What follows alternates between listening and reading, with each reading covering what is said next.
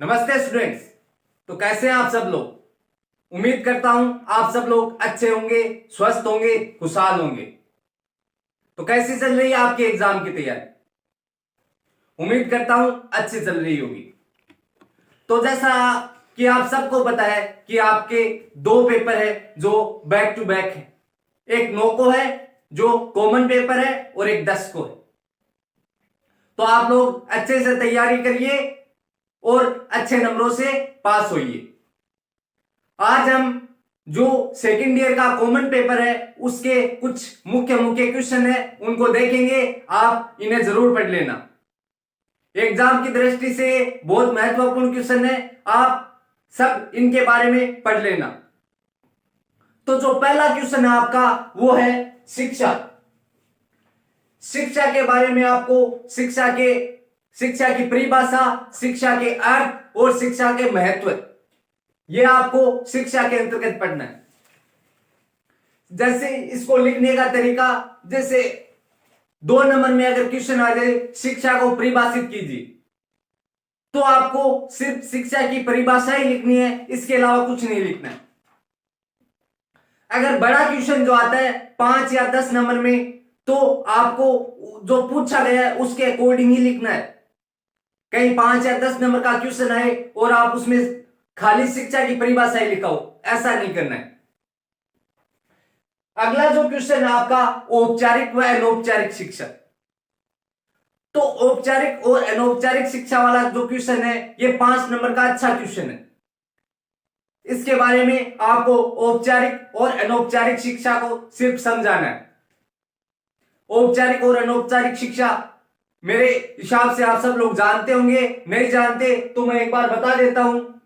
औपचारिक शिक्षा जो होती है वो एक निश्चित समयावधि में दी जाती है। जैसे अपने स्कूल में या अपने कॉलेजों में जो शिक्षा दी जाती है वो औपचारिक शिक्षा होती है, और जो अनौपचारिक शिक्षा होती है उसकी कोई लिमिट नहीं होती, वो हम कहीं भी ग्रहण कर सकते हैं।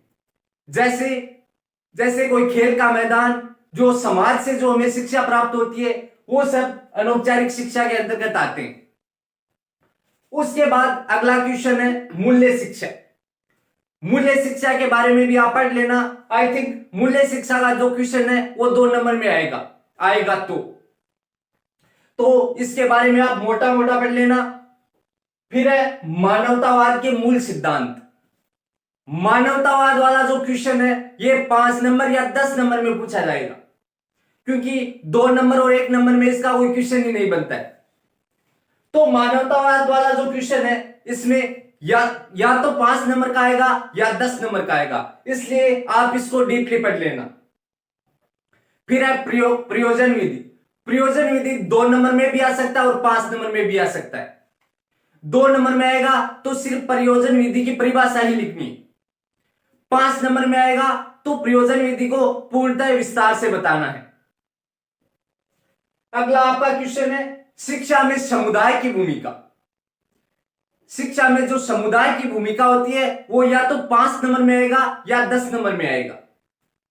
तो शिक्षा में जो समुदाय की भूमिका होती है वो आप थोड़ा सा डीपली पढ़ लेना। अगला क्वेश्चन है सर्व शिक्षा अभियान। सर्व शिक्षा अभियान भी 5 या 10 नंबर में ही पूछा जाएगा, तो सर्व शिक्षा अभियान को भी आप डीपली पढ़ लेना। अगला जो क्वेश्चन है आपका वो है शिक्षा नीति। शिक्षा नीति आप 1986 व 2020 दोनों पढ़ लेना, दोनों के बारे में क्वेश्चन आ सकता है।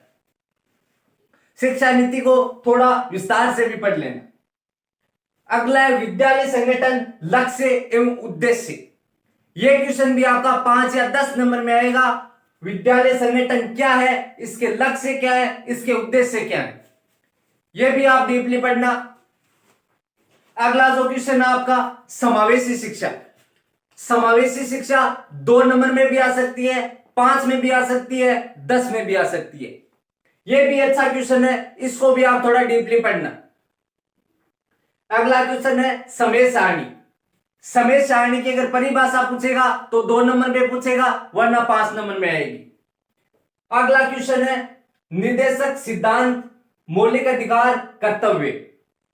यह आपका बड़ा क्वेश्चन है, ये शायद नहीं भी आ सकता है, क्योंकि ये आएगा तो 10 नंबर में आएगा, ये बहुत लेंथी क्वेश्चन है। अगर नहीं भी आए तो आपका इसको पता जरूर होना चाहिए। शिक्षा के निर्देशक सिद्धांत कौन कौन से हैं, मौलिक अधिकार कौन कौन से हैं, मौलिक कर्तव्य कौन कौन से हैं। अगर एग्जाम में नहीं भी आए तो आपको इसको जरूर पढ़ना है। अगला आपका क्वेश्चन है आदर्शवाद। आदर्शवाद अगर परिभाषा है तो 2 नंबर में आएगा। आदर्शवाद की क्या परिभाषा है, वरना ये क्वेश्चन 10 नंबर में आएगा। आदर्शवाद को समझाइए, तो इसको भी आपको पूरा लेंथी पढ़ना है, डीपली पढ़ना है। अगला है दर्शन। दर्शन अगर परिभाषा पूछेगा तो 2 नंबर में पूछेगा। दर्शन की परिभाषा लिखिए। अगर दर्शन 5 नंबर में आएगा तो दर्शन के सिद्धांत और महत्व भी लिखने।